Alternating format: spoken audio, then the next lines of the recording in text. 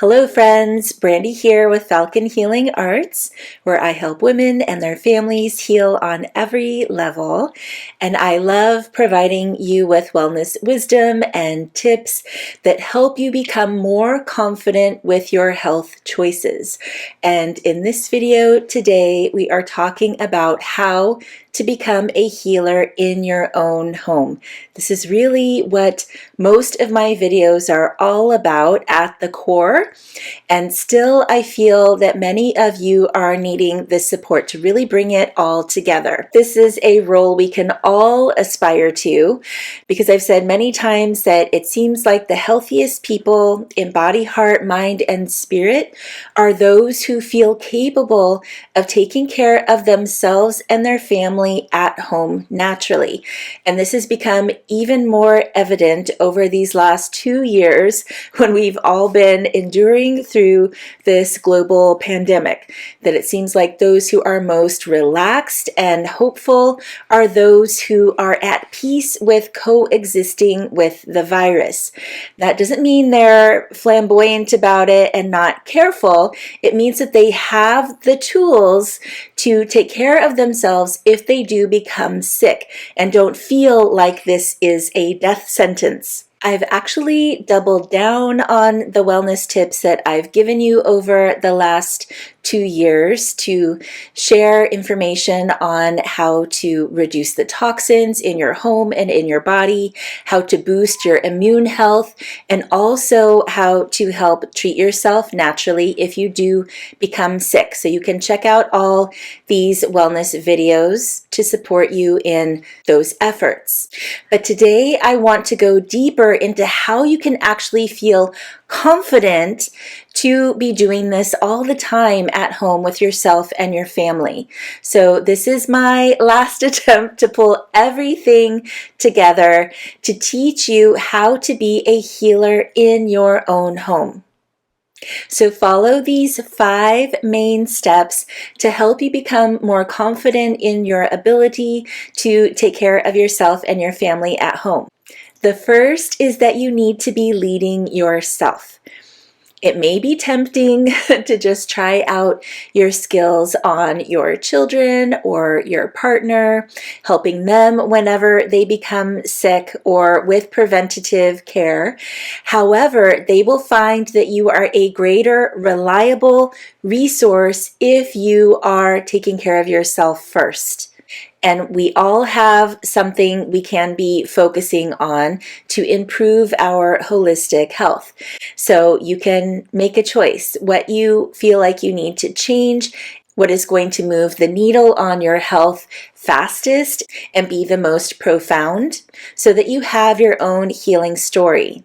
So this can be reducing chronic pain, resolving sleep issues, reducing stress. Your self-leadership in helping yourself with these issues is going to make a huge impact on what your family perceives. And you'll be an excellent model for your kids, showing them that they can trust their own inner authority as you are doing with your health. Number 2 is, of course, choosing the modalities that you want to be doing at home. So this is the fun part. What are you most attracted to? But we need to focus on the basics first. So I feel like everyone should know how to fuel their bodies with whole organic foods. They need to know about the essential supplements. So this is not natural medicine, in my opinion. This is more about biology, what the body really needs, and to understand that there are huge gaps in our food supply these days. So we do need to be supplementing. We also need to be aware of the toxicity in our environment, in our home, with many of the conventional products. So educating yourself in these areas is essential. And you could work with me one-on-one with coaching. You can work with other wellness practitioners who can also reinforce this knowledge. And beyond that, you can help with alternative health modalities that serve as preventative medicine as well as treatment for when you become ill. With my services, I could be helping you with Chinese medicine, acupressure, simple massage techniques, essential oil use, herbal medicine, and Qigong energy healing. That's more for self-cultivation, not so much as projecting on someone else, but regulating your own internal energy. But perhaps there are other things that are interesting to you. So you may want to consider reflexology or Ayurveda or homeopathy.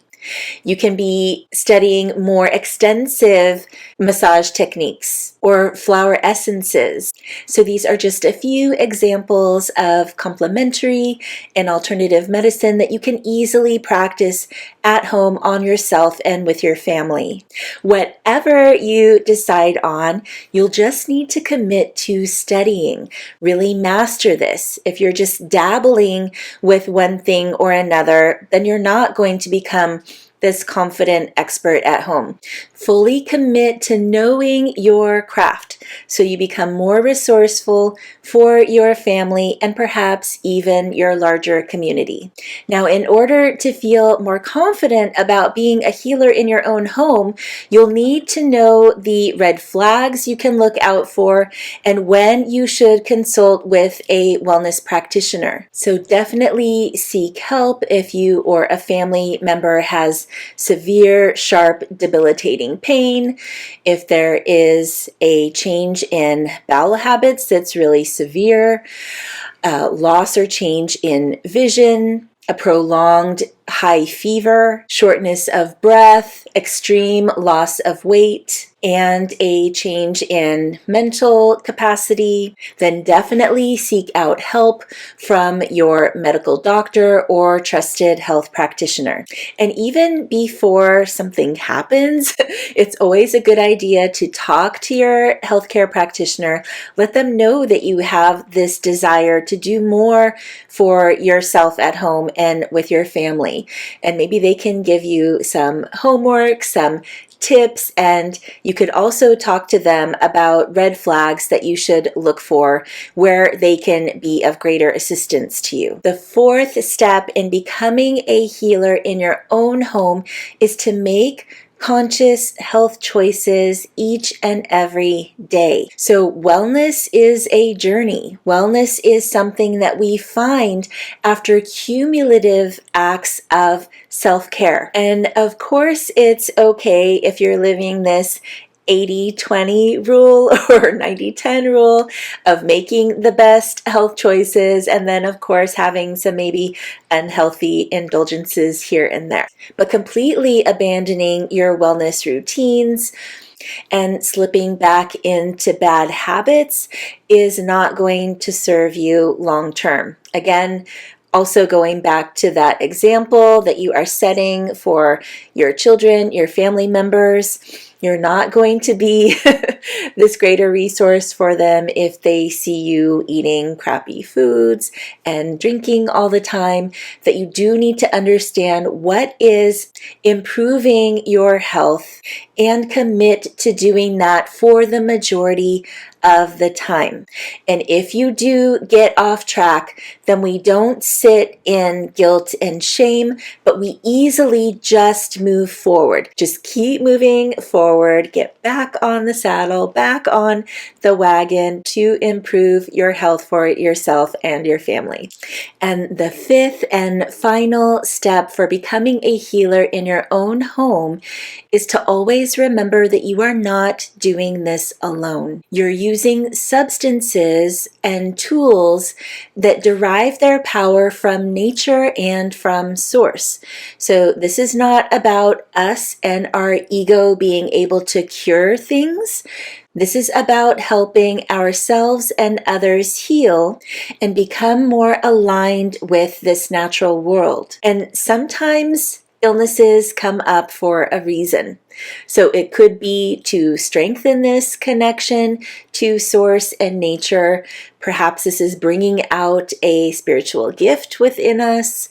Many of us have these healing crises before we become health practitioners. So don't feel like you have failed if you get sick, if there's something you can't resolve that you need extra support with, remember that this is beyond you.